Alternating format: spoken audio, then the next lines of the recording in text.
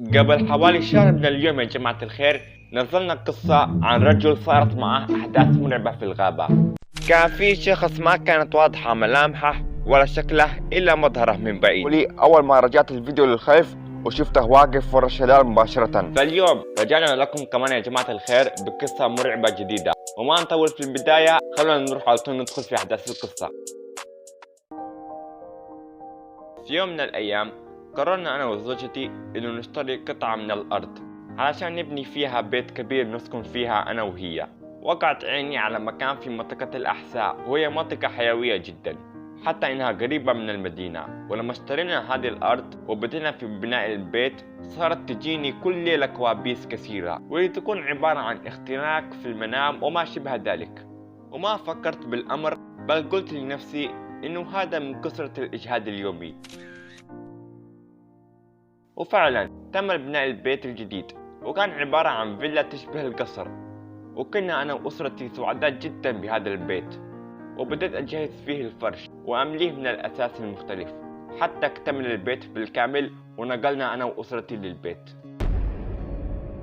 كانت الأمور تسير على ما يرام إلى الكوابيس اللي ما تفارقني، وحتى إني استغربت من كثرة هذه الكوابيس وأخذت بتساؤل وتساءلت حتى إني رحت واعتمرت، ولكن ما تغير أي شيء.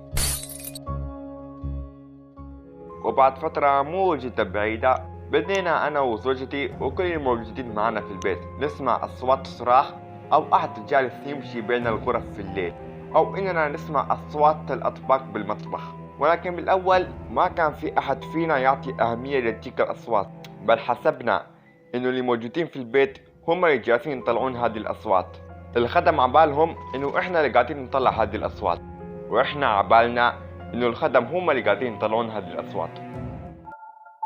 وفي صباحه في اليوم التالي استيقظت زوجتي وعزمت الأمر وقررت إنها تطرد جميع الخدم اللي في البيت، وصارت تصرخ بيهم طول الليل حبط وصراخ بالمطبخ، وإنهم ما يهتمون إنه أهل البيت محتاجين للهدوء عشان يقدروا يناموا.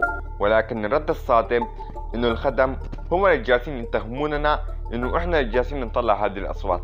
استغربنا كلنا لهذا الأمر العجيب، حتى إنه بدينا كلنا وكل اللي معانا في البيت وبما فيهم الخدم كمان نشوف أشخاص حوالينا، وبمجرد ما ننتبه ونناظر فيهم يختفون، حتى إننا نسمع صوت أحد بالبيت جالس ينادينا، ونسأل بعضنا البعض يا فلان أنت اللي قاعد تنادي؟ ويقول لنا لا مو أنا اللي قاعد أنادي. وفي اليوم التالي صحينا أنا وزوجتي على قدم ثقيلة من فوق سطح البيت. حسبنا إنه حرامي جالي يسرقنا، وقررت إني راح أطلع لسطح البيت علشان أمسك بذاك الحرامي، أو اللي أنا كنت محسبه حرامي. وأخذت معايا سكين وآلة من الحديد. بديت إنه أصعد السلم ومعايا زوجتي، وكل منا معه في يده سلاح عبالنا إنه حرامي. ولما طلعنا لسطح البيت شفنا جمل كبير فوق سطح البيت تسمروا أمامنا، والبعير يناظر فينا. ففرت زوجتي هاربة للبيت، وضليت أنا واقف بمكاني وأتساءل ألف سؤال وسؤال بذهني: من فين جاء البعير هذا؟ وكيف طلع لهنا؟ وإيش هو هذا الشيء؟ وهل هذا مجرد حلم أنا أحلمه أو حقيقة؟ وبينما أنا واقف بمكاني إلا والبعير يناظر فيني ويكلمني ويقول: ليش بنيتوا هذا البيت هنا؟ ليش أخذتوا بيتي؟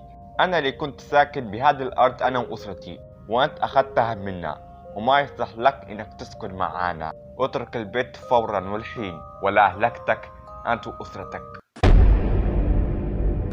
ولما سمعت هذا الكلام ما تمالكت أعصابي وفريت تحت البيت هارب من المنظر اللي شفته قدامي.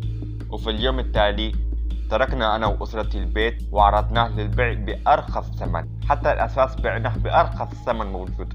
وجاءت شركة مقاولات سعودية اشترت البيت وصوت منه سكون للأعمال الهنود والباكستان اللي يشتغلون معهم في الشركة. ولكن السكون هذا ما طول لفترة جدا طويلة، حتى انهم ظهرت لهم بعض الاشياء المخيفة من هذا الجن المجهول، وقرروا انه ما يضلوا في يوم واحد بهذا السكن.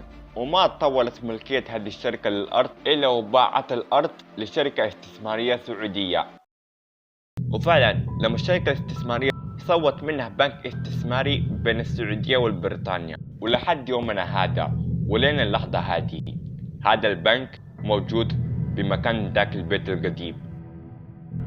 واللي نستفيده من هذه القصة يا جماعة الخير هو انتقاء الأماكن اللي يتم بناء فيها والسكن عليها. ناخذ الاعتبار من الأحلام والكوابيس اللي نشوفها وما نستهين بها أبدا، بل نفكر إيش سبب هذه الأحلام والكوابيس المخيفة. هو الأمانة إذا كان البيت فيه أي شيء مخيف لازم فورا نعلم الساكن الجديد بهذا الشيء عشان ما يضيع فلوسه. ومن هذا الكلام، في أمان الله.